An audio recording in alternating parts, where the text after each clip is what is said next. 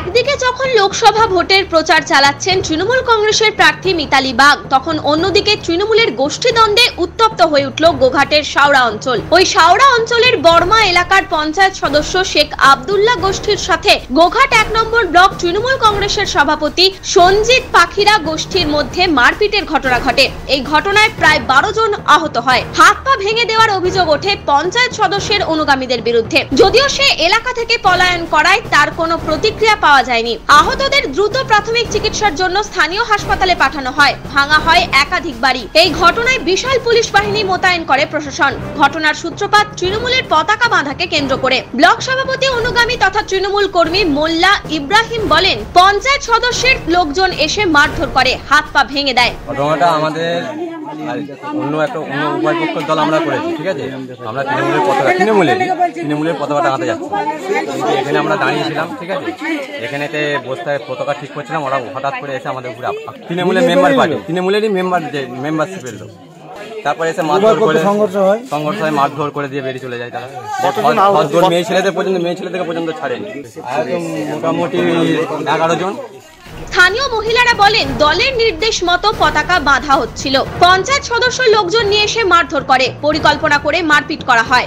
আমরা কিছু জানি না বাবা, আমরা একটা মমতা ঘর যাচ্ছিল, তারপরে এসে দেখছে সব লাঠি ছুটে এসছে। মেম্বারের বউ, এই মেম্বারের বেটা, মেম্বারের ভাই, মেম্বারের বাপ, তা আমরা চোখে জানি পার্টি পতাকা গাড় থেকে হেলো। হ্যাঁ, ওরা কতজন বোধ হয় 20-25 জন হবে, 20-25 জন হবে। কার হাত গেছে, কার পা গেছে, কার মাথা গেছে, কার এমন কিছু ঘাড়ে গেছে। আমি সব জানি, বলছি মেম্বার বলছে আমি লাশ ফেলে দেবো, ও কথাই বলছে।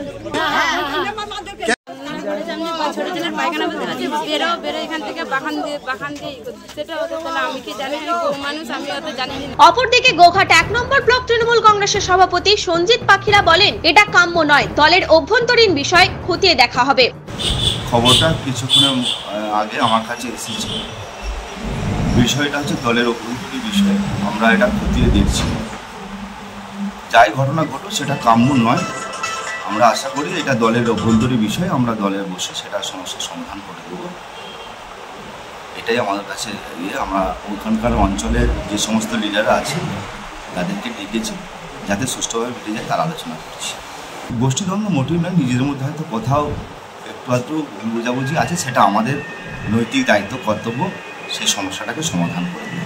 ওই এলাকার পঞ্চায়েত সদস্যের অনুগামী শেখ রফিক বলেন, তৃণমূলের বুথ সভাপতি ও পঞ্চায়েত সদস্যকে বাদ দিয়ে এলাকার কিছু দুষ্কৃতীকে নিয়ে পতাকা বাঁধছিল, ওরাই গন্ডগোল করে। বর্তমানে এলাকাটি পুলিশ ঘিরে রেখেছে। সব মিলিয়ে ওই ঘটনায় ব্যাপক রাজনৈতিক উত্তেজনা ছড়ায় গোঘাটের শাওড়া অঞ্চলে। নিউজ আজ বাংলা, গোঘাট।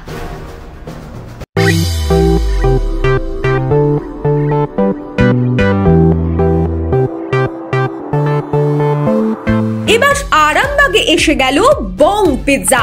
আভিজাত্যপূর্ণ বাঙালিয়ানা পরিবেশে সুস্বাদু খাবার নিয়ে আপনার শহরে হাজির বং পিৎজা। ঠিকানাটা অবশ্যই মনে রাখবেন, link road, Arambagh, bank of ইন্ডিয়ার পাশেই। আরাম করে রাজশাহী পরিবেশে খাবার নাম বং পিৎজা।